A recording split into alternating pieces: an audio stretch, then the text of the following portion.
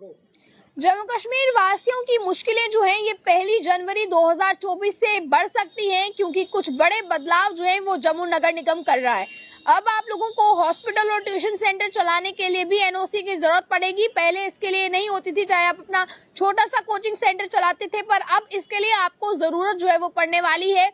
और इसके रेट्स में भी बढ़ोतरी जो है वो कर दी गई है, यानी कि 25% तक बढ़ोतरी की गई है। अब मैं आपको बता दूं, दुकानों, गोदामों या फिर मैदानों के किराए और 1 अप्रैल से बढ़ा दिए जाएंगे। और इसी के साथ साथ ये निर्णय जो है वो नगर निगम की बैठक में लिया गया है। आपको बता दें, इसमें आम जनता की जेब पर बड़ा असर पड़ सकता है। और ये भी बताया गया है कि फिलहाल जो है ये एनओसी 2019 से लेकर भवन निर्माण पर अभी जो है वो टैक्स होगा, जिसके बाद 2016 की रिवाइज जो है वो आपको बता दें नहीं किया गया है। इसके बाद अभी फिलहाल क्या कुछ कहा जा रहा है, अब होटल से लेकर हलवाई की, किराने की दुकानें, उसके बाद जो है वो ये भी बताया जा रहा है, इसको लेकर मेडिकल शॉप्स की बात करें या फिर ज्वेलरी शॉप्स की बात करें, गैस एजेंसीज की बात करें, ये तमाम चीजें जो है अब इनके लिए एनओसी को रिन्यू करवाने के लिए टैक्स जो है वो बढ़ा दिया गया है। अब सबसे पहले मैं आपको बता दूं, सबसे पहले यहाँ पर प्रिंटिंग प्रेस आती है। अगर आप प्रिंटिंग प्रेस चला रहे हैं, आपको एनओसी जो है वो पहले 11,000 की मिलती थी, अब इसमें 25% वृद्धि जो है वो कर दी गई है। इसके बाद आगे चले तो किराना स्टोर की बात करें, जो होलसेलर्स है, होलसेलर्स जो है वो नई एनओसी लेने के लिए 11,000 रुपए पे करते थे पहले, अब उन्हें जो है वो 13,500 रुपए पे करने होंगे। इसके बाद आगे किराना स्टोर्स जो रिटेल में बेचते हैं सामान अपना, ये पहले कोई भी एनओसी के लिए कोई भी पैसे नहीं देते थे, पर अब इन्हें जो है वो ये बताया जा रहा है पैसे देने होंगे 9,500 रुपीज तक। हॉस्पिटल्स की मैं बात करूं तो हॉस्पिटल्स जहां पे पहले कोई भी पैसे एनओसी देने के लिए नहीं देते थे, अब उन्हें जो है वो 50,000 रुपए तक पैसे जो है वो चुकाने होंगे। इसके बाद आगे बता दूं, नर्सिंग होम्स की बात की जाए तो जहां पर पहले 33,000 पे करना होता था, अब उन्हें जो है वो 39,500 पे करना होगा। इसके बाद कोचिंग इंस्टीट्यूट्स की मैं बात करूं तो यहाँ पर जितने भी कोचिंग इंस्टीट्यूट चलते थे वो बिना एनओसी के चलते थे, यानी कि उनको एनओसी लेने के लिए जो है वो पैसे देने की जरूरत नहीं होती थी।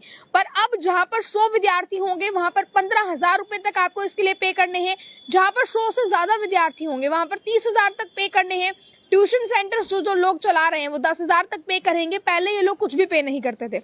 उसके बाद जो प्राइवेट लेबोरेटरी चला रहे हैं वो जो है वो 8,000 तक इसके लिए पे करेंगे। जो पोल्यूशन जांच केंद्र है, यानी कि पोल्यूशन चेकिंग सेंटर जो है वो अब 8,000 रुपए इसके लिए पे करेगा। जिम जो चला रहे थे पहले वो इसके लिए कुछ भी पे नहीं करते थे, अब वो 15,000 रुपए जो है वो इसके लिए पे करेंगे। तो ये नई एनओसी लेने की बात रही। अब इसको रिन्यू करवाना होगा तो उसके लिए भी दरों में बढ़ोतरी की गई है।